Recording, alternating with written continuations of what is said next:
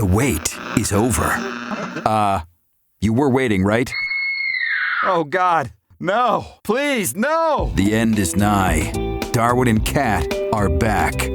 Back when people listened to radio and everybody listened to radio, every radio show, every morning show wanted to go national because that was your goal. Your goal wasn't just to be the morning show. Your goal wasn't just to move from little tiny market to medium market to really big market. It was to go big time. And for a minute, a half a second, we came so close to going big time national. And then we had a shot at being a big national talk show, a chance to reach farther than the 6 off-ramps of a mid-morning talk show. And as much as I wanted to do mornings, this was exciting. So we basically got this. You got in touch with somebody who worked for Sirius Satellite Radio. And this was before Sirius and XM merged. I was always an XM guy. Like, they were way better. But a job at Satellite Radio was Mecca, no matter which one it was. That was radio from the sky. That was North America's radio station. Hell yeah. All right. I might have been Team XM, but if money talks and if Sirius was going to talk, then we were going to talk at Sirius. And the way I made, you may not know this, the way I made this connection was, it was the heyday of MySpace. And I friended this guy. I knew he was a serious guy. And I posted something that made him laugh. And he reached out to me. He's like, hey, you're really funny. I don't usually see that on MySpace. Slipped right in there and started telling him about our radio show. You were working it and he got attention. It was perfect. Then we had a small little hiccup. So we were going to take the train from Albany to New York City and you were going to drive, but there was a small hiccup. We were going to leave on a Sunday morning and you had to go host the Sunday Rewind because this is before we started our morning show officially. And you had to go to the Sunday Rewind at EQX. So I was going to meet you at your house and then you were going to drive us to the train station. So I'm just kind of waiting at your house and you're not there. And I'm like, gee, I'm a little worried that, it's snowing and where's Cat? And there's not great cell service in Vermont, so I couldn't really call you. And I'm waiting. And then here you come. Hey, Darwin, can you just come outside for a minute? And you're like, okay. And you looked at my car and you're like, Cat, there's a tree sticking out of your hood. Yeah, I kind of hit something. You had a shrub just in your grill that you just, the roots sticking out. Like a cartoon. I took the whole thing out. Well, here's the thing. Tree in your car. Yes. What did you do? I'm driving from Manchester south to Bennington to meet you, and it's all slippery. There's this thing called ice and snow, and I lost control of my car, and I hit what I thought was a hill, and then suddenly I kiboshed into a tree and it was sticking out of my car. So as you tell me this whole story, I'm like, you mean a snowbank? Okay. I'm not like the indigenous people who have like 30,000 words for snow. I thought it was just a hill, but apparently back there it's called out there it's a snowbank. Okay. Yeah. Yeah. You were just like, I grew up in Southern California, Darwin. Heck, I don't know, whatever it was like a lot of snow and it looked like a little snow hill. I'm like, so you hit a snowbank and you brought home someone's decorative shrub and you were just like, I don't care. We're going to be late. Can we just go? I'm like, we have to take this out of your grill. We can't drive to Albany. There's no time, Darwin. We might get a job, a really big job. We're going. We have a train to catch. I'm like, no, I'm not getting in the clown car with a shrub. I'm like, who cares? Let's go. Now, I'm a pretty good and careful driver. Well, really? Well, I mean. Okay, so I guess you've always kind of had that attitude toward my driving. You drove home with a shrub in your grill, a snowbank. Do you remember something you bought me because you didn't have a ton of confidence in my driving? Yes. After this, I bought you, because there's not great cell service, I bought you an emergency car kit and you mocked me for this. It had an emergency, everything you needed if you got stuck in the side of the road after hitting a snowbank and you needed help. I hand it to you and you open it and go, what's this? And you open it. And what's the first thing you said? Nice rape whistle. I was like, no, you blow the whistle for help. And you're like, no, you don't. So I take it out and I start blowing into it. And I'm like, oh my God, it's more like a rape horn. And I'm like, doot, doot, And I'm looking around. You're like, why the fuck are you looking around? I'm like, well, I'm waiting for somebody to come rape me. Isn't that what this is for? Wait, I'm going to blow it at you. And I started blowing it at you and chasing you around my car. And I was like, what is wrong with you? Like, there's something seriously wrong with you. And I'm like, no, this is for help. And there's a blanket in here. And then you unfolded the foil blanket and you were like, ooh, it's a rape cape. And then you put it on, like jumping around in it. Oh no, my rape cape with horn. I'm sorry. Oh God, what the hell? I am so sorry. That is so terrible and offensive to like real victims of rape capes and horns. I really do feel bad. I'm sorry. I apologize. I was pretty, it's funny now, but at the time I was pretty upset because you were bummed. Because I bought this for you. Make sure you be I know. safe. I'm a jerk. And then you were like mocking it. It was terrible. It's kind of fun. I mean, but it's because that's us. We don't take anything seriously. I was seriously worried you were going to be on the side of the road, with a shrub and tooting my horn with my cape. And I think there were a couple Band-Aids in there too. So that probably would have been. There were. Yeah. To hold on the cape, Sorry, Darwin. We've grown up a little bit, but not much. And to top things off, after I pulled the shrub out of your grill. Thank you for that. That was manly. It wasn't once in a while I'm manly. It wasn't too damaged. I checked. Nothing was really too bad. A little cosmetic damage. And then all of a sudden you talked to me and you were like, why do you sound like that? I was like, what's wrong with you? Your voice sounds weird. And I kind of woke up. And I sounded like this. And you suddenly at that point realized I woke up with a terrible head cold, like bad. And I said, don't worry about it. I took a handful of Sudafed, which you looked at me and said, is that a good idea? First of all, is that a good idea? And wait, is Sudafed the stuff you have to like go sign for? And then the pharmacist looks at you like you're going to make meth in your toilet? That's the one. That's it. Okay. Yeah. That's pretty powerful stuff. Well, what could go wrong? And every name on the list is like John Doe, Bob Smith. Boy, these John Does have a lot of allergy problems. Boy, they're just slamming the stuff. So yeah, so we do get to the train station. And I drove because I was like, girl, there's a lot of hills on the everywhere. way. There's hills everywhere. You've been traumatized that day, and I was like, we need to get to the train station alive. So we get there and we get on, and the Sudafed is kicked in. Which when I take Sudafed, I get a little bit of a high, which I guess I have a low tolerance for over-the-counter non-prescriptions. So we realize there's a bar car, and this is bad decision number one. Or good decision if you were us at the time. For us, yeah. I'm on cold medicine. What could go wrong? Well, a few drinks in, we're having a good time. I was thirsty. And there was those little mini bottles of wine. We just kept ordering them. We just gotten paid, so we felt great. Because I think it's just common knowledge, best practices to drink before a job interview. Sure. Yeah. Because right. Who doesn't do that? Well, apparently we thought it was good. I think we thought we were going to get this in some plane of our mind. They're going to love us. You're going to love us. And speaking of planes, you get so drunk. Hey, Darwin, I have a question for you. Yeah, what's that, Cat? Don't they say that you get more drunk on a train? That's the plane, Cat. This is the plane. All right, not Amtrak. Okay. This conversation is loudly happening, and we're back in our seats at this point. And people all of a sudden I realize everybody's looking at us as we're loudly asking if you get drunker on the train. And I'm like, I was convinced. There was science behind that at that moment. And people were taking pictures of us with their phone. I mean, there weren't videos on phone at this point. Thank God, but they had like their primitive little flip cameras going.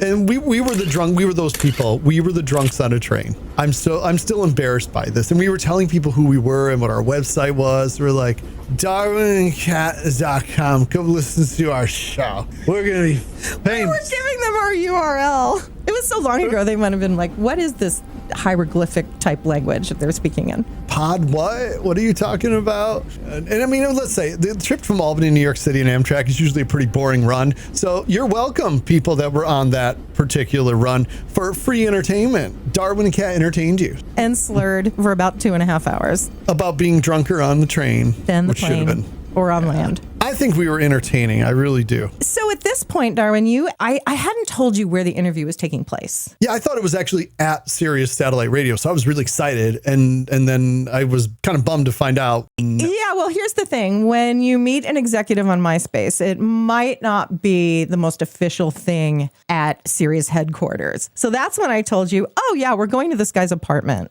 And I was like, okay. Nothing sketchy. No, No, it's fine. We're just going to have kind of a casual meet and greet in his apartment. And I thought, okay, well, there's both of us there, so everything should be okay. We get off Amtrak, we get on the subway, and we get over to Columbus Circle, and we're coming up the stairs from the subway station, and you stop and you grab my arm. And you're like, Darwin, Aunt Flo is here. And I remembered you grew up, kind of in New York City area when you were really little. And I look around, remember Sudafed and alcohol, and I'm looking around and I'm like, where, who, which lady? And you're like, no, Darwin. Darwin, no, down here. That Aunt Flo. So I'm looking down the stairs like, huh? There's nobody there. I think it's an emergency. She's here. And then you're pointing at your lady bits. The lady parts. And I'm like, Aunt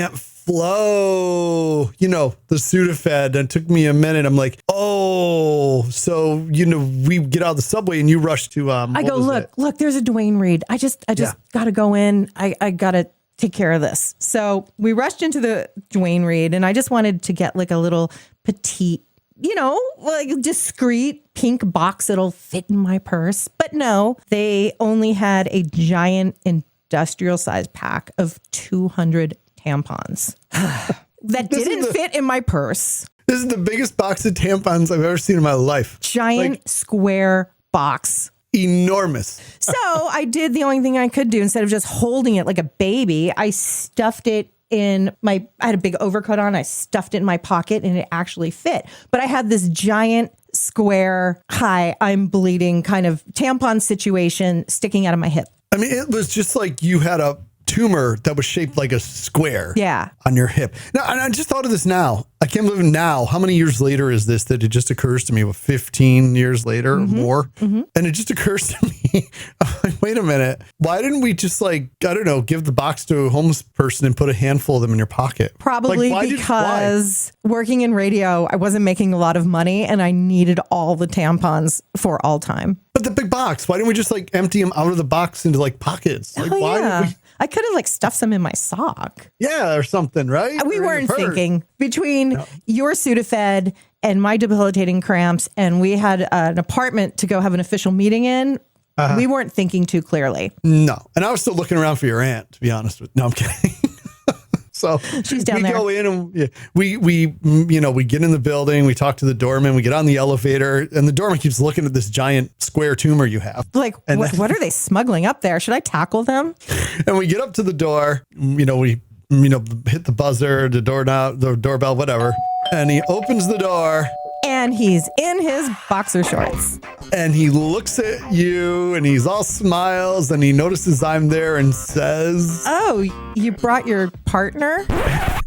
I was like, oh. Yeah, we do a podcast. We're putting a radio show together. He's here. And he had said in the emails, looking forward to seeing you both and meeting you both. It wasn't really a surprise that I was there. And he was not very interested in talking to me. So I'm thinking. No, but he did put on his best, cleanest pair of boxers for me. He did. And he didn't put anything else on. He did not. He just sat down and he goes, "I have a seat, guys." And we were sitting there and he didn't put on a shirt or anything. He just sat there in his box. Just enjoying the breeze. There was no let me go grab a robe or let me put on a creepy smoking jacket to freak you out. Anything would have been better. Nothing. Nope, not at all. And he's just sitting there talking to us as matter-of-factly about it. And it was supposed to be for a hot talk channel they were developing at the time that never made it to launch. And he kept talking. It was supposed to launch in 2006. And he kept mentioning Scott Greenstein. He kept talking about Scott, who was at the time the head of talk and entertainment for Sirius. I think he's the president now, not the CEO, but just right below. And he's still there. But he kept talking about Scott and it was Scott City and this and all that. The people he could introduce us to and how this channel is going to, get off the ground really soon and we'd be perfect for it. So we were actually feeling pretty good. I think we even talked time slot. I think we were going to be doing middays on the East Coast, which would have been the morning show on the West Coast. Right. And it was all, I forgot the name of the channel even. I remember there were a few conceptual names they hadn't really chosen yet, right. But obviously never got off the ground. It felt good. It felt like a good conversation, except for the fact that he was in his boxers. Well, once he got over the shock that you were there and you got over the shock of his nipples, I think it was pretty smooth sailing. He kept looking at your box, not your Yeah. box. That's I should Well, rephrase maybe. that. I'm so No, sorry. he did look at my other box that was The box. sticking out of my coat. And finally, you got sick of him looking at it. And I said, you know what? I'm just going to lay it all out on the table. And I took it out of my pocket and I just went wham right on the table. And I'm like, hi, I'm a girl. And that was the least awkward part of the interview, I will say. That was the smoothest sailing right there. When you took this giant, like, Dwayne Reed box of tampons out and we're like, boom. Like, sorry. On the way here, we had a little visit, sideshow, whatever. What are you going to do? So, in the meeting I thought was productive and we felt good. And then, then I started feeling a little, so I popped another handful of Sudafed and we went on our merry way because we were staying with our friend Bart. Bart Shadell, who we love is, Bart. I love Bart. He is, he's really famous now. Bart became like a big superstar engineer and producer. He's worked with like Katy Perry and Beyonce and, but he was just always our friend Bart. And we were staying at his place in Greenwich Village. Bart, at the time he was in a band, the Churchills. Love them. And they're great. And if you ever get a chance to go search for their music, they had a great album at around that time and a single that almost kind of hit big. And I wished it had because it would have been great for those guys. Bart's fantastic. He won a Grammy. He's won a Grammy. It's just, He's so fancy now. I know. I was checking in with them recently because at the time of this recording, we're recording this episode when the California wildfires, they're still ongoing, but they've been not as his home was okay. He was all right. I was thank God. texting with him and checking in with him. So just to, make sure he's good. But yeah, we still keep in touch with Bart. We love Bart. Love you, Bart. So we went to go, he opened up his place for us to stay with and took us out to dinner at Tanti Bacci, which was amazing Italian restaurant. It's not there anymore, but we loved it. It was so great. It was in a basement. Yeah. And it was all the pasta was homemade. Ugh. It was just, I never will forget how amazing that place was. And we just had such a great time. And despite the head cold and the Sudafed and the whatever, and we felt good because we felt like a great interview. And we spent a few days with Bart too. We spent, handful of days. Then we went to, we went to Hero, which was kind of a happening club at the time. HIRO. Right. Yes. And it was gay night. So we ended up going out. That was fun. That was so much fun. So we go there and Anderson Cooper's there. Oh my. You remember this? I do. How do you forget that? I knew who he was. And you were shocked. I knew because I never know who celebrities are. That was completely shocking. Yes. And he's hanging with a bunch of twinks and all of a sudden he's hitting on me and I don't even notice it thanks to the Sudafed and alcohol. So, okay, I just have to jump in and ask you. Yeah. What did you ask Anderson Cooper? I mean, a person of his news caliber. Do you ask him the gross domestic product of Yemen? Or do his glasses have lenses? I mean, so many questions. Do you remember what you said to Anderson Cooper? I have no idea what I said to Anderson Cooper. I'm on Sudafed. Are those real glasses? That's actually, it might be exactly what I said to him. I was talking away to him. Can you believe that I had a whole conversation? Chatty Cathy over there. Oh, yeah. I was talking away to him like he was my best friend. And I have no idea what I said to him because let's just put out a little public service announcement here. Do not drink with Sudafed. Okay? Bad idea. It's bad for your liver and it's bad for when you talk to Anderson Cooper because you won't remember it. I mean, I don't know. He might have given me his phone number. I might have his number in my phone and have no idea. It might be under some name. You know, I think he has a memoir out. You should read it and see if like he referenced that night. And then I met this crazy guy in a sea of twinks. And you wouldn't believe what he said to me. Yeah, that's what I mean. I probably caused some damage that put the man into therapy now, and I just don't. So I would love to know, Anderson, if you're listening to this someday and Call you us remember, I'm sure whatever I said was unforgettable, right? Memorable. I have that effect on people. So yeah, it was interesting. And then I came back over and I remember you and Bart were like, do you know who you were talking to? I'm like, yeah, Anderson Cooper. Wait, you actually knew who that was? You were shocked. You were just shocked because I never know. And I was like, what are you guys talking about? I'm like, I don't know. I don't know. Then we all got up on the dance floor and we're like doing our signature moves. And I think we were like waving over to him. Oh, God. You have to bring up the dance floor. Yeah, I know. Listen, I'm not a big dancer either, but. Yeah, but what I did out there, no, he left. Anderson, I remember him leaving when he saw what I was doing out there. Well, you have some dance moves that I'm quite fond of that I'm going to bring up. You do first this. of all, I didn't get the gay gene for dancing or decorating or any of it. Okay. So. But you did get the gene for doing the shopping cart. That's not a dance. That's embarrassing. That's a dance. You did it on a dance floor. And it's like you're pushing a shopping cart and you're kind of going, woo, woo, woo, with the other you hand. Put your hands on the handle and you bop like, and then you wave. Yeah, right. like, And then this is part 2. You can put some items, like take them off the shelf, like, ooh, some cat food, some Dawn. That's just embarrassing. And then the lawnmower where you're like starting the chain and you're like, that's my personal favorite. Yeah, there's that one. And then see, so when you get on the dance floor where all the pretentious people who are judging you and you're doing this, it's embarrassing. That's when you should be cut off. You were a bad friend. You should have brought me home right then and there. You should have said, I was right there moaning, shopping, and back at you. Yeah, I know you were. Everything was just not. We were having it was fun. We had fun. And then, but I did see him waving at Anderson as I'm doing the shopping cart and he's like out. He left. Wait, come back. I have more questions. We weren't done talking, whatever we were talking about. I thought we had a thing. Oh, so yeah, that was fun. It was a fun night. That was a great night. And then we ended up walking to Magnolia Bakery. Oh, it was really, really like big at the time to get that special cupcake. We did too. We got it. There was a line. I think we waited like a half hour for a cupcake, but that's what tourists do. In the Sudafed haze, I feel like. I know, it felt like 5 minutes. It just went right by. It's like, I'm eating a cupcake. And I also think when they did exist, we went to a bookstore. We went to a really big Barnes and Noble where I think you had a little bit of trouble on the escalator, maybe? That was the next day. Yes. Okay. That was the next morning. We had breakfast and we went to it was a Brazilian place that was kind of cool. And it was in Union Square. And I think the Barnes and Noble's still there. And the Sudafed had taken its toll because I was having a panic attack. I think I almost started crying, honestly, because remember we had to leave. We had to catch the train. Right. And I couldn't get downstairs because I was standing in front of the up escalator and I couldn't figure out how to get down. And you were on the phone with me and you're like, Darwin, over here, turn around. Just walk to the other side and you will find freedom. You will find the other escalator that goes down. I mean, I was at that point, it had taken its toll. It was time to say goodbye to the big city. Say goodnight, Darwin.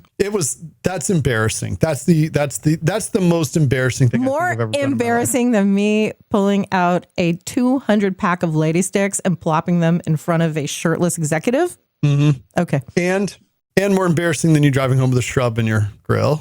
Now that I couldn't help. It was. So, but as to our big break, so we get back to Albany. We're waiting. We don't hear from him. Maybe if I sit by my phone and look at it, it'll ring. It never rang. Nope. And we did happily accept that morning show gig in Albany, but whatever happened to that executive? Did he ever put his pants back on?